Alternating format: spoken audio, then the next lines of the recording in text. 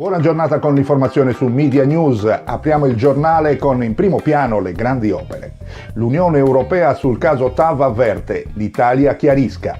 Sull'alta velocità Torino-Lione la maggioranza giallo-verde mostra di essere coesa soltanto sull'opportunità di rinviare ogni decisione. Così in aula la Camera Movimento 5 Stelle e Lega hanno fatto muro contro la proposta delle opposizioni di votare subito le mozioni che impegnano il governo a non chiudere i cantieri del TAV affossati dall'analisi costi-benefici commissionata dal ministro grillino per le infrastrutture Danilo Toninelli. L'aria che tira in Parlamento indica un lungo periodo di melina sulle infrastrutture di collegamento veloce tra Italia e Francia. Dall'Europa intanto, che sta finanziando una parte consistente dell'opera, arrivano visibili segnali di impazienza e richieste di chiarimenti.